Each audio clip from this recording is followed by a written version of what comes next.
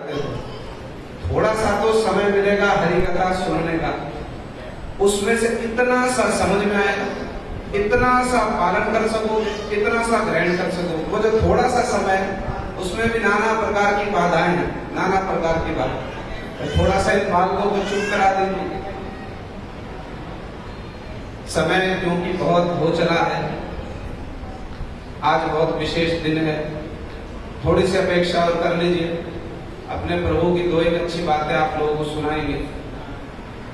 मैं सर्वप्रथम अपने परम आराध्यतम गुरुपाद पद जगत गुरु नित्य लीला प्रविष्ट विष्णुपाद अष्टोत्तरश श्री श्रीमती श्री भक्ति वेदांत नारायण गोस्वामी महाराज जी के श्री चरण कमलों में अनंत कोटि दंडवत प्रणाम ज्ञापन करता हूँ। तदनंतर नित्य लीला परिष्ठ विष्णुपाद अष्टोत्तरश श्री श्रीमती श्रील भक्ति विज्ञान भारती गोस्वामी महाराज जी के श्री चरण कमलों में मेरा अनंत कोटि दंडवत प्रणाम। समस्त रूपान गुरु परंपरा सपार्श सपरिकर जगत गुरु शिला प्रभुपाद भक्ति सिद्धांत सरस्वती गोस्वामी ठाकुर सपार्श सपरिकर श्री गौर नित्यानंद गुरु श्री राधा रमन बिहारी, सबके चरणों में मेरा यथायोग्य दंडवत प्रणाम। उपस्थित पूज्यपाद भक्ति वेदांत सार महाराज जी, पूज्यपाद रामचंद्र प्रभु, पूज्यपाद शांत महाराज, पूज्यपाद पद्मनाभ महाराज, हमारे श्रीपाद दयानिधि प्रभु, अनन्य ब्रह्मचारी वृंद, वैष्णव वैष्णवी, सबके चरणों में मेरा यथायोग्य दंडवत प्रणाम। हरे कृष्ण। आप लोगों ने बहुत धैर्य के साथ में हमारे गुरु महाराज जी के आश्रित जनों के मुख से श्रीमती राधिका की महिमाओं के विभिन्न पक्षों को श्रवण किया है। बहुत सारी बातें एक साथ में सुन ले तो हमारी अनर्थग्रस्त अवस्था के कारण कुछ जाटते आ जाता है। तो बस एक मिनट के लिए हम लोग थोड़ा सा राधा जी का नाम ले लेंगे और उसके पश्चात में बस कुछ एक समय में ही दो चार बातें जो हमारे गुरु महाराज जी हम लोगों को बहुत विशेष शास्त्रों से श्रवण कराया करते थे, हम लोग उसको सुन लेंगे। कल राधा जी का आविर्भाव है, आज राधा जी से अभिन्न उनकी प्रिय श्रीमती ललिता जी का आविर्भाव है।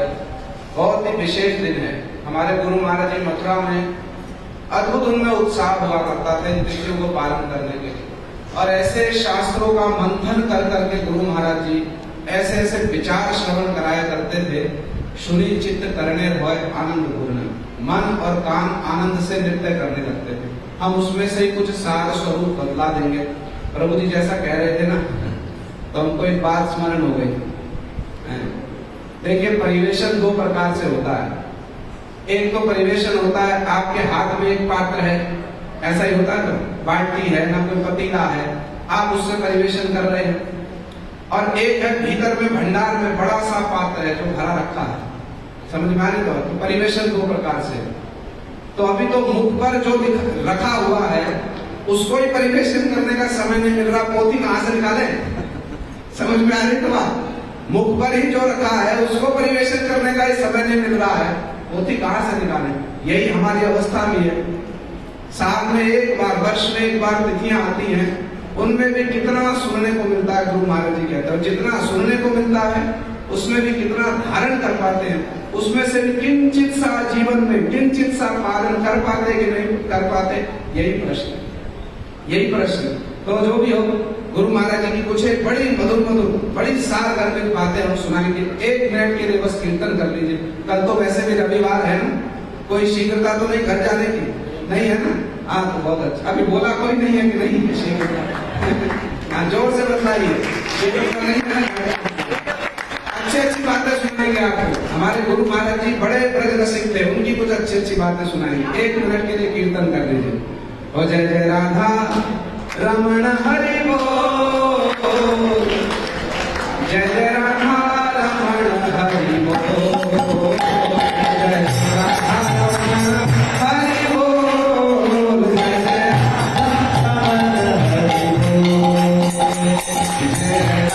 रमण हरि बोल, जय जय राधा रमण हरि बोल, जय जय राधा रमण हरि बोल, जय जय राधा रमण हरि बोल, जय जय राधा रमण हरि बोल।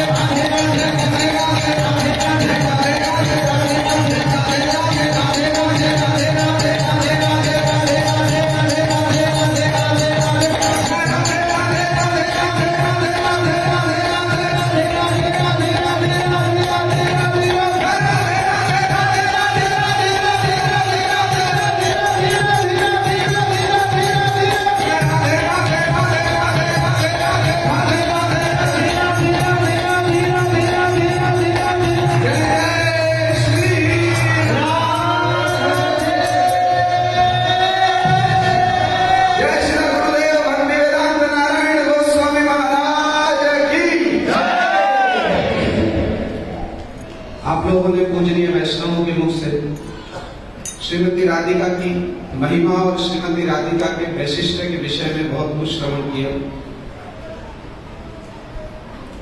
हमारे गुरु महाराज जी मथुरा में अवसरों पर हम लोगों को बड़े मधुर मधुर और सार गर्भित प्रसंगों को, राधा जी के वैशिष्ट से परिपूर्ण प्रसंगों को श्रवण कराया करते थे। हमारे श्रीपाद शांत महाराज जी जब कथा कह रहे थे तो उन्होंने बड़ी अच्छी बात कही, किंतु एक बात को छोड़ दिया, उसको हम पूरा कर देते। महाराज जी ने बड़ी अच्छी बात कही कि कृष्ण में 4 गुण जो हैं वो विशेष हैं, रूप माधुरी, लीला माधुरी, वेणु माधुरी और गुण माधुरी। तो ये चारों ही सब अवतार जितने हैं उन सबसे कृष्ण में 4 गुण अधिक हैं। तो महाराज जी कह रहे थे बड़ी अच्छी बात कि कृष्ण की लीला माधुरी, रूप माधुरी इत्यादि, किंतु वो सब तो राधा जी में सर्वाधिक है ही है, किंतु राधा जी के पास में वेणु नहीं है। तो हमको एक प्रसंग स्मरण हो गया। रूप गोस्वामी जी लिख रहे हैं, पहले तो रूप गोस्वामी जी ने कृष्ण की वेणु की महिमा का बड़ा गुणगान किया। कृष्ण गोचारण करने के लिए निकले घर से और कृष्ण ने वेणु गान करना आरंभ किया। ब्रह्मा जी का सिंहासन डोलने लगा। कृष्ण की वेणु की इतनी महिमा है, ब्रह्मा जी का सिंहासन डोलने लगा। शिव जी का ध्यान भंग हो गया, इंद्र की सभा विचलित हो गई और सब लोग कृष्ण की वंचित ध्वनि से आकर्षित होकर कृष्ण का दर्शन करने आए। बड़ी महिमा कही गई है शास्त्रों में। हमारे गुरुवर्गों ने, गोस्वामी ने कृष्ण की वेणु ध्वनि की बड़ी महिमा गाई। इतनी महिमा ही तो किंचित सी बात है, किंतु रूप गोस्वामी जी लिखते हैं कृष्ण की वेणु ध्वनि इतनी प्रभावशाली है, किंतु जब राधा जी जावट से नंदगांव की ओर जाती है ना, सुनना बात को ध्यान से, कृष्ण की वेणु का बड़ा महात्म्य है, किंतु जब राधा जी जावट से नंदगांव की ओर जाती है ना प्रतिदिन, तो राधा जी के चरणों में जो पायल है, पायल श्री रूप गोस्वामी जी लिखते हैं, उस पायल की जब झनकार होती है ना, कृष्ण की वेणु अपने स्वर भूल जाती है। राधा जी की पायल की जब झनकार होती है किंचित सी, श्री रूप गोस्वामी जी लिखते हैं कृष्ण की वेणु अपने स्वर भूल जाती है। वेणु भूल जाती है मुझको क्या स्वर उच्चारण करना है, और कृष्ण वेणु वादन बंद करके राधा जी के पायल से जो बड़ी सुमधुर ध्वनि हो रही होती है ना, कृष्ण स्वयं भी उसको श्रवण करने के लिए लालायित हो जाते हैं। इतनी राधा जी की महिमा है, इतनी राधा जी की महिमा। श्री प्रबोधानंद सरस्वती पाद जी लिखते हैं, लावण्य सार, रस सार, सुखैक सारे, सब वस्तुओं का सार जो ये राधा जी हैं। किंतु अंत में बड़ी अच्छी बात लिखी उन्होंने, श्लोक के अंतिम चरण में कहते हैं राधा हृदय मोह मनो अखिल सार सारे। अरे ये राधा जी दूसरों की तो बात छोड़ दो, अखिल सार मतलब अखिल सार अर्थात कृष्ण जो है वो अखिल सार है, सब वेद वेदांत उपनिषद सबका सार ये कृष्ण है। और ऐसे अखिल सार कृष्ण का भी सार ये श्रीमती राधा रानी। इतनी राधा जी की महिमा है, इतनी राधा जी की महिमा। श्री प्रबोधानंद सरस्वती पाद जी ने राधा रस सुधानिधि में बड़ी अच्छी राधा जी की महिमा सूचक श्लोक गए हैं। श्री प्रबोधानंद सरस्वती पाद जी बड़ा सुंदर श्लोक कहते हैं कि कृष्ण की वेणु ध्वनि, जब वेणु पे बात चले तो वेणु पर ही बहुत सारे प्रसंग स्मरण हो गए। कृष्ण की वेणु की कितनी महिमा, कितनी महिमा। किंतु श्री सरस्वती पाद जी लिखते हैं वेणु करान्यपतितम स्खलितम शिखंडम भ्रष्टंच पीत वसनम ब्रजराज सुनो यस्या कटाक्ष शर विमूर्छित। राधा जी एक कटाक्ष करती हैं कृष्ण की ओर, देखना तो छोड़ दीजिए, एक कटाक्ष करती हैं कृष्ण की ओर, एक दृष्टिपात करती हैं। श्रील प्रभुपाद जी लिखते हैं जिन कृष्ण के सौंदर्य से त्रिभुवन मोहित रहता है, जिन कृष्ण के सौंदर्य से त्रिभुवन मोहित रहता है, ब्रह्मा शिव सब मोहित रहते हैं उनके सौंदर्य से। अरे दूसरों की बात छोड़ दो, जो कृष्ण स्वयं अपने सौंदर्य से ही मोहित हो जाते हैं, उन कृष्ण को भी जो मोहित कर लेती हैं, उन राधा जी का गुरुत्व कितना अधिक होगा। श्रील प्रभुपाद जी कहते हैं इसको भाषा के द्वारा दूसरों को समझाया नहीं जा सकता। जैसे कहते हैं स्वसंवेद दशा, ये तो भैया स्वसंवेद है, जिन्होंने अनुभव किया है वही जानते हैं राधा जी की क्या महिमा है। दूसरों को भाषा के द्वारा नहीं समझाया जा सकता। इसलिए कृष्ण है भुवन मोहन, सारे त्रिभुवन को मोहित करने वाले, किंतु राधा जी क्या है, भुवन मोहन की भी मोहिनी है। कृष्ण त्रिभुवन को मोहित करते हैं, राधा जी क्या है, भुवन मोहन की भी मोहिनी है। तो श्री सरस्वती पाद जी बड़ी अच्छी बात कहते हैं वेणु करान्यपतितम शिखलितम स्खंडम। कृष्ण अपनी वेणु से सबको आकर्षित कर लेते हैं, सबको मोहित कर लेते हैं, किंतु राधा जी कृष्ण की ओर किंचित सा भी कटाक्ष करें, वेणु करान्यपतितम, कृष्ण के हाथ से वेणु गिर जाती है, ये पीतांबर उनका स्खलित हो जाता है, कृष्ण मूर्छित हो जाते हैं। राधा जी किंचित सा कृष्ण की ओर दृष्टिपात करें। हमारे गुरु महाराज जी बड़ा सुंदर एक प्रसंग सुनाया करते थे, श्री रूप गोस्वामी जी के ग्रंथों से उद्धृत करके।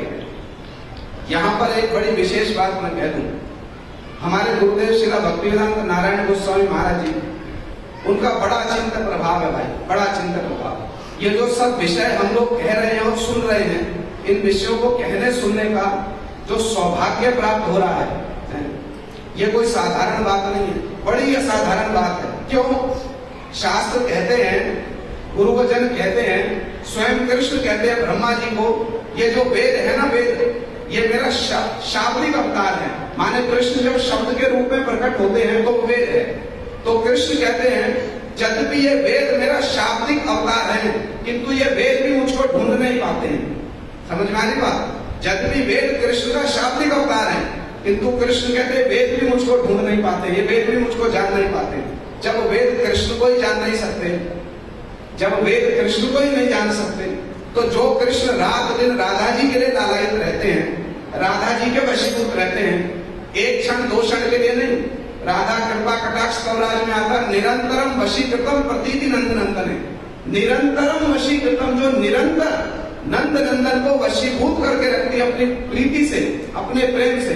ऐसी राधा जी की महिमा भाषा के द्वारा वर्णन नहीं की जा सकती, भाषा के द्वारा वर्णन नहीं की जा सकती। किंतु हमारे गुरु महाराज जी ने बड़ी दया करके हम लोगों का ऐसे प्रसंगों से, ऐसे विषयों से संबंध करा दिया। ये गुरुपाद पद्म की बड़ी अचिंत्य महिमा है। इसलिए उनके चरणों में कोटि कोटि विनम्र प्रार्थना, कोटि कोटि विनम्र प्रणाम हमारा, कि हमारे गुरुपाद पद्म ने हमारा इन सब देव दुर्लभ प्रसंगों से, अरे अपने समय के सबसे बड़े स्कॉलर उद्धव जी, वो भी ब्रज में गए, हाथ जोड़कर प्रणाम कर रहे हैं। महिमा को क्या समझेंगे? हाथ जोड़कर प्रणाम कर रहे हैं। कहते आशा महोच्चरण जुषाम श्याम वृंदावन किमपि गुरुव्रत औषधि नाम। और अंत में कहते वंदे गंध ब्रजस्त्री नाम पाद रेणु भीषण यासाम हरिकथो गीतम पुनाति भुवंतरम। राधा जी की एक चरण रेणु के लिए प्रार्थना कर रहे हैं। अपने समय के सबसे बड़े स्कॉलर हैं उद्धव जी। राधा जी की एक चरण धूलि के लिए एक वचन है रेणु, एक वचन, राधा जी की एक चरण धूलि के लिए प्रार्थना कर रहे हैं। कितनी दुर्लभ ये वस्तु है, कितनी दुर्लभ ये विषय वस्तु है, जिससे महापुरुष ने हमारा परिचय करा दिया, हमारा संबंध करा दिया। ये गुरुपाद पद्म की अचिंत्य महिमा। इसलिए वृंदावन दास ठाकुर जी कहते हैं जो तो कुछ बोले सब तार शक्ति, जो कुछ बोल रहे हैं सब उनकी शक्ति है, इसमें कोई दोष त्रुटि हो हमारी दोष त्रुटि है, सब कुछ शक्ति गुरुपाद पद्म की। तो गुरु जी बड़ा सुंदर एक प्रसंग सुनाया करते थे, बड़ी मधुर स्मृति है गुरु जी। श्री सरस्वती पाद जी कह रहे हैं वेणु करानी पतितम शिखरितम स्कंदम भ्रष्टं च पीतवसनम ब्रजराज सुनो। राधा जी ने किंचित सा कटाक्ष किया और कृष्ण की वंशी छूट जाती है। तो एक समय क्या हुआ, कृष्ण राधा जी के लिए गुरु जी सुना रहे थे बड़ा मधुर प्रसंग। कृष्ण राधा जी के लिए पुष्प चयन करके लाए। राधा जी अपनी सखियों के साथ विद्यमान थी। अब कृष्ण पुष्प चयन करके लाए तो राधा जी ने अपना आंचल फैला करके उन पुष्पों को लेना चाहा। तो जब कृष्ण पुष्प दे रहे हैं, देते देते राधा जी ने किंचित सा कृष्ण की ओर देखा, पूरा नहीं देखा, किंचित सा कृष्ण की ओर देखा।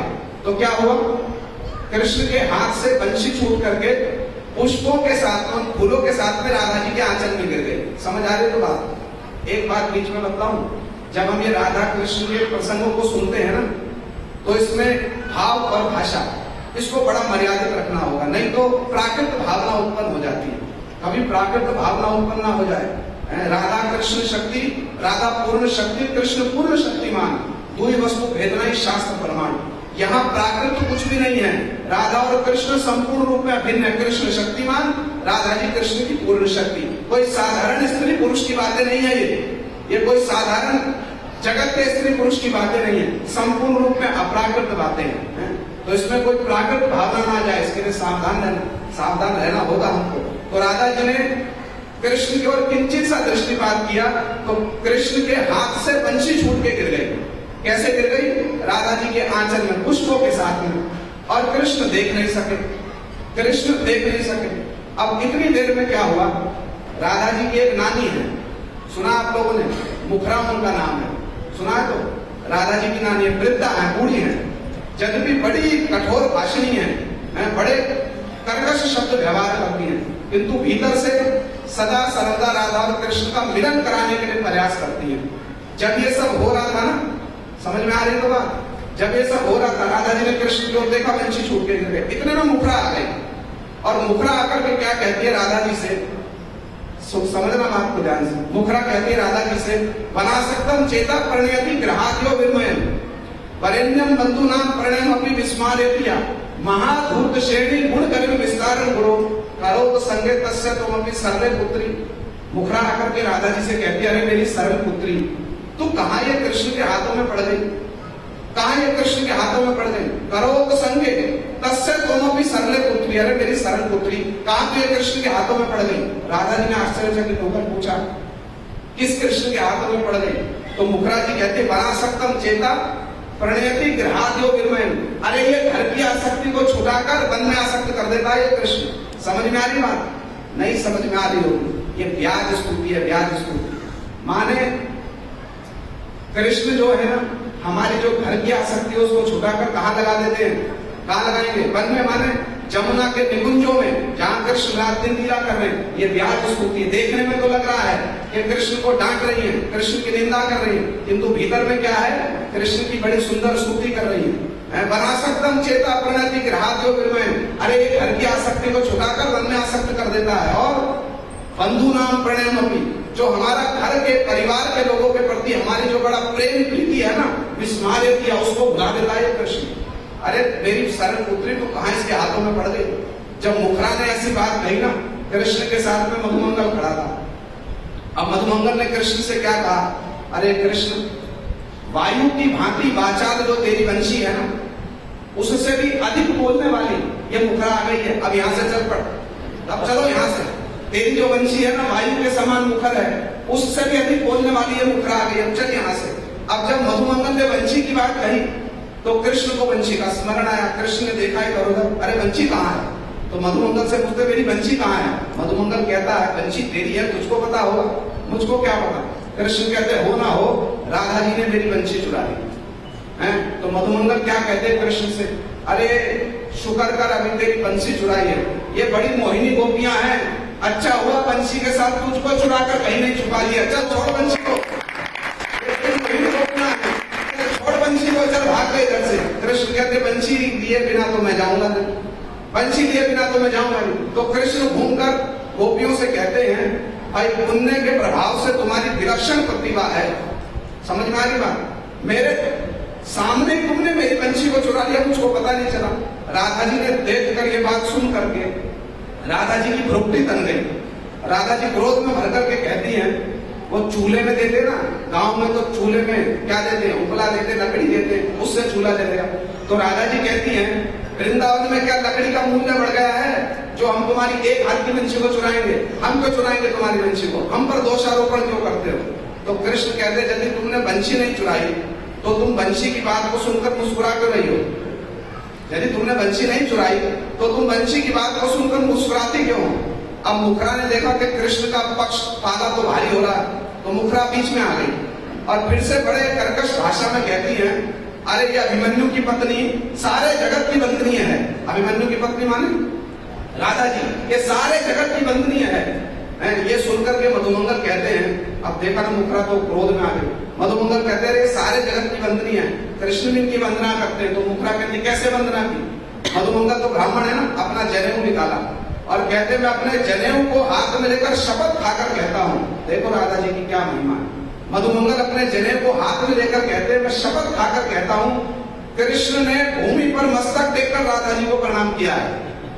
तो मुखरा सुनकर के कहती अच्छा, मेरी राधा को भूमि पर मस्तक देखकर प्रणाम किया, तब तो इस कृष्ण के धर्म की वृद्धि होगी, तब तो इस कृष्ण के धर्म की वृद्धि होगी। सुनकर के सब सखियां खिलखिला कर हंस पड़ी। हमारे गुरु महाराज जी कहते ये राधा जी की महिमा है, जिन कृष्ण की एक चरण धूल के लिए ब्रह्मा शिव नारद रात दिन तपस्या करते हैं। किंतु प्रबोधानंद सरस्वती पाद जी की बात हम सुन रहे थे ना, आलक्षित हो ना ही सहसा, किंतु फिर भी बड़े बड़े योगियों के लिए यस्या कदापि वसनांचल खेलनु तो धन्याति धन्या पवनेन कृतात्मानि योगिंद्र दुर्गम गतिर मधुसूदनोपि तस्या नमोस्तु वृषभानु भवो दिशेति। उस दिशा को प्रणाम कर रहे हैं जहाँ पर राधा जी बैठी हुई हैं, उस दिशा को प्रणाम। राधा जी को तो छोड़िए, राधा जी को बहुत उन्नत हो गई, उस दिशा को प्रणाम कर रहे हैं प्रबोधानंद सरस्वती पाद जी। जिस दिशा से में राधा जी बैठी हैं, क्यों? उस दिशा से हवा जब चलती है ना वायु, वो वायु चल करके आती है। उस वायु ने राधा जी को भी नहीं, वस्त्रांचल राधा जी के वस्त्रों को स्पर्श किया, राधा जी को स्पर्श नहीं किया, राधा जी के वस्त्रों को स्पर्श किया। और वस्त्रों को स्पर्श करके जब कृष्ण के निकट में आई वो वायु, तो कृष्ण क्या होते हैं? यस्या कदापि वसनांचल खेलन धन्याति धन्या पवनेन कृतात्मानि। कृष्ण भी स्वयं को धन्य मानते हैं। अभी राधा जी को स्पर्श नहीं किया, बात को समझना, केवल राधा जी के वस्त्रों को स्पर्श किया, कृष्ण धन्य मानते। तो सरस्वती पाद जी कहते योगिंद्र दुर्गम गति मधुसूदनोपि, जो योगियों की भी लिए भी बड़ी दुर्गम गति है। कौन से योगियों के लिए? कोई साधारण योगी की बात नहीं कही जा रही है। सुखदेव गोस्वामी जैसे योगी, शिवजी जैसे योगी, इनके लिए भी जो दुर्गम गति है वो भी स्वयं को धन्य मानते हैं। ऐसे कृष्ण जिनकी एक चरण धूल को प्राप्त करने के लिए ब्रह्मा शिव रात दिन तपस्या करते, मिलती नहीं है, ऐसे कृष्ण जो है वो राधा जी के चरणों में क्या विनती करते हैं? सामान्य बात नहीं है, दूसरों की बात छोड़ दीजिए, वो स्वयं कृष्ण राधा जी के चरणों में प्रार्थना करते हैं। धूलि धूसरित चंद्रकांचना चंद्रकांत वल्लभ भोजना अर्पयन मुहुरयम नमस्क्रियाम भिक्षते तव कटाक्ष माधुर्यम। कृष्ण राधा जी के चरणों में प्रार्थना करते हैं, मैं अपने मोर मुकुट को, अपने मस्तक को धूलि पर रखकर, भूमि पर रखकर आपके चरणों में प्रणाम करता हूँ। आप क्या कीजिए? अर्पयन मुहुरयम नमस्क्रियाम भिक्षते तव कटाक्ष माधुर्यम। एक बार मेरी ओर आप देख लीजिए राधा जी। समझ में आ रही बात? कितना इसलिए प्रभुपाद जी कहते हैं कृष्ण को भी जो निरंतर वशीभूत करके रखती हैं, उन राधा जी की महिमा को क्या इस जगत की भाषा में समझाया जा सकता है? क्या इस जगत की भाषा में समझा जा सकता है? कृष्ण रात दिन वशीभूत रहते हैं राधा जी की सेवा से, राधा जी के स्नेह से, राधा जी के प्रणय से रात दिन वशीभूत रहते हैं। ऐसी अद्भुत अचिंत्य राधा जी की महिमा है। श्री रूप गोस्वामी पाद जी ने तो बड़े स्पष्ट रूप में घोषणा की है। श्री रूप गोस्वामी पाद जी ने, ये जितनी गोपियां हैं ना, 360 प्रकार की गोपियां हैं, ये जितनी ब्रज में गोपियां, जितनी मंजरियां, ये कोई राधा जी से पृथक नहीं है। सब राधा जी का एक एक भाव, सब राधा जी की एक एक सेवा वृत्ति जब मूर्तिमान होती है, जब राधा जी का रूप मूर्तिमान होता है वो रूप मंजरी हो जाते हैं, जब राधा जी के अंगों की सुगंध मूर्तिमान होती है वो लवंग मंजरी हो जाती है। इतने रूपों में राधा जी कृष्ण के नाना रूपे आस्वादय कृष्ण सेवानंद, राधा जी इतने सारे रूप धारण करके इतने रूपों में कृष्ण की सेवा करती हैं। तो जितनी मंजिलें, जितनी गोपियां राधा जी से भिन्न कुछ भी नहीं है। कृष्ण को आस्वादन कराने के लिए, कृष्ण को आनंद का आस्वादन कराने के लिए राधा जी क्या करती है, इतने रूप में अपना विस्तार कर लेती है। इसलिए श्रील प्रभुपाद जी कृष्णदास कविराज गोस्वामी जी लिखते हैं, जगत मोहिनी है, जगत मोहन कृष्ण ताहार मोहिनी अतएव समझते परा ठाकुरानी। कृष्ण जगत के मोहन है, जगत को मोहित कर लेते हैं, किंतु राधा जी क्या है, ताहार मोहिनी। राधा जी कृष्ण को भी मोहित करने वाली है। इसलिए रूप गोस्वामी जी लिखते हैं, राधायाम एव कृष्णस्य सुप्रसिद्धानुकूलता तदा लोके कदाप्यस्य नान्य संगा स्मृति वर्जे। अरे राधा जी कृष्ण की स्मृति में भी आ जाए ना, स्मृति में भी, सामने तो छोड़ दीजिए, राधा जी यदि कृष्ण की स्मृति में भी आ जाए तो रूप गोस्वामी जी लिखते हैं, राधायाम एव, एक वचन है, एक वचन बस। कविराज गोस्वामी जी ने तो स्पष्ट लिख दिया, शत कोटि गोपी ते नहे काम निर्वापण अतएव अनुमानी राधिका गुण। 100 करोड़ गोपियों के साथ कृष्ण रास कर रहे थे, 100 करोड़ गोपियों के साथ, किंतु शत कोटि गोपी ते नहे काम निर्वापण, कृष्ण की इच्छा पूरी नहीं कर सकी 100 करोड़ गोपियां। कविराज गोस्वामी कहते हैं, ताहत अनुमानी श्री राधिका गुण, इससे ही राधा जी के गुणों का अनुमान लगा लो, कितनी राधा जी की महिमा है। इसलिए रूप गोस्वामी बात लिख रहे हैं, राधाया में कृष्ण से सुप्रसिद्धानुकूलता, राधा जी में कृष्ण की अनुकूलता सुप्रसिद्ध है, एक वचन है। दूसरी किसी गोपी की स्मृति भी नहीं आती है कृष्ण के हृदय में, कृष्ण के मन में। यदि राधा नाम कृष्ण, राधा नाम मन में भी आ जाए तो क्या कृष्ण, हमारे गुरु महाराज जी कहते, बड़ी सुंदर बात, ये गुरु जी का वैशिष्ट है, ये तारतम्य गुरु जी बताया करते। तो गुरु जी कहते, क्या कृष्ण को कभी विस्मृति होगी राधा जी की? भाई रूप गोस्वामी जी को लिख रहे हैं, राधा जी का नाम भी यदि कृष्ण को स्मरण हो जाए, किसी दूसरी गोपी का ध्यान ही नहीं होता। तो गुरु जी बड़ा सुंदर विचार बताते, तो क्या इस बात क्या ये हुआ कि कृष्ण को राधा जी की विस्मृति हो जाती है? कभी विस्मृति नहीं होती, एक क्षण के लिए भी नहीं होती, एक क्षण के लिए ना होती है ना हो सकती है। तो गुरु जी बड़ी सुंदर कथा सुनाते थे। कृष्ण जमुना के तट पर किसी निकुंज में बैठे हुए हैं, जमुना के तट पर कृष्ण किसी निकुंज में बैठे हुए। अब बात को समझना, बस 2-1 मिनट में समाप्त कर दे, ये सुनकर के थोड़ी राहत में मिल जाती है बहुत सारे लोगों को। हाँ, बस 2-1 मिनट में समाप्ति होने वाली है। तो जो भी हो, जमुना के निकुंज में कृष्ण बैठे हैं और राधा जी की अपेक्षा कर रहे हैं, राधा जी से मिलन करने की बड़ी उनकी अभिलाषा है। अब इतने में क्या हुआ, राधा राधा राधा राधा नाम स्मरण कर रहे हैं, इतने में क्या हुआ, ललिता जी और विशाखा जी ये राधा जी को कृष्ण से मिलाने के लिए चेष्टा कर रही है। मिलाने से पहले ही शैव्य और पद्मा ने चंद्रावली को कृष्ण से मिला दिया। समझ में आ रही तो बात, राधा जी के मिलने से पहले ही पद्मा और शैव्य ने चंद्रावली को कृष्ण से मिला दिया। अब चंद्रावली जब कुंज में पहुंची, देखो राधा जी की क्या महिमा है, एक बड़ा सुंदर लीला प्रसंग से गुरु जी सुनाते थे। अब राधा जी के मिलने से पहले चंद्रावली आ गई।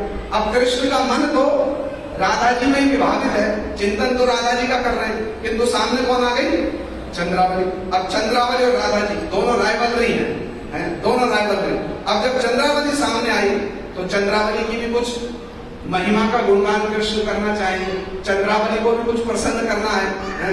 तो कृष्ण चंद्रावली से कहते हैं, विभिन्न बात को समझना, थोड़ा सा दार्शनिक बात भी है, थोड़ी रसिक बात भी है। ये रूप गोस्वामी जी लिखते हैं, हमारे गुरु महाराज जी सुनाते हैं। तो कृष्ण चंद्रावली से कहते हैं, सामने चंद्रावली है किंतु मन में किसका स्मरण हो रहा है, राधा जी का। तो क्या कहते हैं, विपिनांतरे मिलंती मधुरसा शीतल स्पर्शा अमृतमय पद विरह समझनी मम तापनुतय राधा। बात को समझो, स्तुति किसकी कर रहे हैं, चंद्रावली। प्रसन्न किसको करना है, चंद्रावली को। कह क्या रहे हैं, अरे चंद्रावली, जब मैं तेरे विरह में व्याकुल होता हूँ, कृष्ण कहते चंद्रावली से, चंद्रावली को उसका गुरु, उनका गुरुत्व बता रहे। कृष्ण कहते जब मैं तुम्हारे विरह में व्याकुल होता हूँ, तो क्या होता है, ये वन में चलने वाली शीतल स्पर्शी वायु जो है ना, शीतल स्पर्शी जो धारा है, वो मुझको आकर के क्या करती है, शांति देती है, मेरे विरह को शांत करती है। तो कृष्ण कहना तो चाहते थे, अमृतमय पद विरह समझनी मम तापनुतय धारा, कहना चाहते थे मम तापनुतय धारा, जब मुझको तुमसे विरह होता है तो वन में चलने वाली है शीतल धारा मेरे विरह को शांत करती है। कहना तो चाहते थे अमृतमय त्वद विरह समझनी मम तापनुतय धारा, किंतु मुख से क्या निकल गया, अमृतमय त्वद विरह समझनी मम तापनुतय राधा। कहना चाहते थे धारा, मुख से क्या निकल गया? राधा। और जैसे ही मुख से राधा निकला, झट अपना भूल का उत्पन्न हुआ तो कान पकड़ के कहते हैं राधा नहीं, धारा धारा धारा धारा। और चंद्रावली उठ करके क्रोधित होकर चले गए, जाओ जाकर उस राधा की सेवा करो। तो रूप गोस्वामी जी लिखते हैं ऐसा राधा जी कृष्ण को निरंतरम वशीकृतम प्रतिदिनंदनंदने। कृष्ण यदि दूसरी गोपी के कुंज में भी है ना, तो भी कृष्ण को स्मरण किसका हो रहा है? अब किसी दूसरी गोपी की बात नहीं हो रही है, चंद्रावली जो राधा जी की राय बन रही है। जब चंद्रावली भी सामने खड़ी है, तब भी कृष्ण को किसकी स्मृति हो रही है? तब भी कृष्ण को राधा जी की स्मृति हो रही है। और इससे अधिक गुरुत्वपूर्ण बात कोई हो सकती है? इससे और अधिक गुरुत्वपूर्ण बात कोई रह गई कहने को? इतनी ये राधा जी की महिमा, इसलिए दिखा गया निरंतरम वशीकृतम प्रतिदिनंदनंदन। अरे दूसरों की बात छोड़िए, कृष्ण भी जिनके भावों का आस्वादन करने के लिए लालायित हो जाते हैं। कृष्णदास कविराज गोस्वामी जी ने तो घोषणा कर दी चैतन्य चरितामृत में। कृष्ण अपने मुख से कहते हैं, कृष्ण कहे आमी होय रसेर निदान। ये कृष्ण कह रहे हैं, अरे मैं सब रसों का निदान हूँ, सब रस का कारण मैं हूँ। पूर्णानंदमय आमी चिन्मय पूर्ण तत्व है, मैं पूर्णानंदमय हूँ, चिन्मय हूँ, पूर्ण तत्व हूँ, किंतु फिर भी राधिकार प्रेम आमाय कराय हूँ। मैं चिदानंदमय हूँ, पूर्ण तत्व हूँ, किंतु राधा जी का प्रेम मुझको उन्मत्त कर देता है। जब श्री त्रिविक्रम गोस्वामी महाराज जी से हमारे गुरु जी का ये तर्क वितर्क चलता था ना, प्रेम कलह, श्री त्रिविक्रम गोस्वामी महाराज जी कृष्ण की महिमा का गुणगान करते थे, तो गुरु महाराज जी इन प्यारों को बोल करके श्री त्रिविक्रम गोस्वामी महाराज जी का बड़ा सुंदर खंडन करते थे। अरे आप अपने कृष्ण की महिमा का गुणगान कर रहे हो, आपके कृष्ण स्वयं क्या कह रहे हैं ये तो पहले सुन लो। तो वो कहते थे क्या कह रहे हैं हमारे कृष्ण? तो गुरु जी यही प्यार बोलते थे। कृष्ण तो स्वयं अपने मुख से कहते हैं पूर्णानंदमय आमी चिन्मय पूर्ण तत्व, राधिकार प्रेम आमाय कराय मत। ना जानी राधार प्रेम आछे को बल, जे बल हमारे करे सर्वदा विमल। कृष्ण स्वयं कह रहे हैं, अपने मुख से घोषणा कर रहे हैं, अरे राधा जी में, राधा जी के प्रेम में न जाने कैसा ऐसा बल है, सब समय मुझको विमल करके रखता है। तो गुरु महाराज जी एक प्यार कहते थे बड़ा सुंदर, जिसको सुनकर पूज्यपाद त्रिविक्रम गोस्वामी महाराज जी बड़े आनंदित भी होते थे और नतमस्तक भी हो जाते थे। जयेष्ठ होने पर भी, गुरु जी से बड़े होने पर भी बड़े आनंदित होकर वो यही तो सुनना चाहते थे, यही सुनवाना चाहते थे। तो गुरु महाराज एक प्यार कहते करे, आपके कृष्ण स्वयं कह रहे हैं राधिकार प्रेम गुरु आमी शिष्य नट, सदा आमा नाना नृत्य नाचाए कुबट। अरे राधा जी की तो बात छोड़ दीजिए, कृष्ण कहते राधिकार प्रेम गुरु, राधा जी का प्रेम मेरा गुरु है। तो आपके तो कृष्ण स्वयं अपने मुख से कह रहे राधा जी मेरी गुरु है, तो गुरु श्रेष्ठ हमारा शिष्य श्रेष्ठ हुआ, बताओ। तो सुनकर के पूज्यपाद त्रिविक्रम गोस्वामी महाराज जी बड़े आनंदित होकर शांत हो जाया करते। ये राधा जी की महिमा, ये हमारे गुरु महाराज ये राधा जी की महिमा। सारे शास्त्र हमारे गुरु महाराज जी के बड़े पराविद्यानुरागी, बड़े पराविद्यानुरागी। गुरु महाराज जी तो ऐसे ऐसे तारतम्य बताया करते थे। श्री कृष्णदास कविराज गोस्वामी जी ने चैतन्य चरितामृत में कहा है, गौण मुख्य वृत्ति किंबा अन्वय भाई दिने के वेदे प्रतिज्ञा केवल कहे कृष्ण की। श्री कविराज गोस्वामी कहते मुख्य रूप से हो, गौण रूप से हो, वेदों में सब स्थानों पर कृष्ण की महिमा का गुणगान किया गया। हमारे गुरु महाराज जी इतने रसिक वैष्णव थे, बड़े ब्रज रसिक थे। गुरु महाराज जी कहते थे जो ब्रज के रसिक भक्त है ना, वो कृष्णदास कविराज गोस्वामी जी की इस बात से पूरे संतुष्ट नहीं होते। क्यों? ब्रज के रसिक भक्तों का विचार है, गौण मुख्य वृत्ति किंबा अन्वय वैदिरेके वेदेर प्रतिज्ञा केवल कहे राधा के। अरे कृष्ण की तो बात छोड़िए, वेदों की प्रतिज्ञा, वेदों में, वेद वेदांत उपनिषद में सारे शास्त्रों का सार ये एकमात्र राधा जी है, सारे शास्त्रों का सार। और ये केवल गुरु जी ने शब्द नहीं कहे, गुरु जी ने एक एक शास्त्र के सार को संग्रहित करके इन सब बातों को प्रमाणित किया, स्थापित किया गुरु जी ने। अब यदि समय होता ना, तब फिर हम बतलाते कैसे भागवत में, कैसे ब्रज भागवत में, कैसे षड संदर्भ में, कैसे एक एक वेद में, एक एक उपनिषद में, एक एक पुराण में राधा जी की महिमा कही गई है। कोई ऐसा शास्त्र नहीं है जिसमें राधा जी की महिमा नहीं कही गई है। दूसरों की तो बात छोड़ दीजिए, कृष्ण स्वयं अपने मुख से रात दिन राधा जी का गुणगान करते हैं। रात दिन प्रबोधानंद सरस्वती पाद जी तो कहते हैं, राधा कुंड के तट पर बैठकर कृष्ण रात दिन क्या जपते हैं? एक ही मंत्र जपते हैं, ओम राधाय नमः, ओम राधाय नमः, ओम राधाय नमः। जो रात दिन कृष्ण जिनका मंत्र जप रहे हैं, उनकी महिमा का क्या गुणगान किया जा सकता है। हमारे गुरु महाराज जी ने मथुरा में एक समय राधे जय जय माधव देंगे।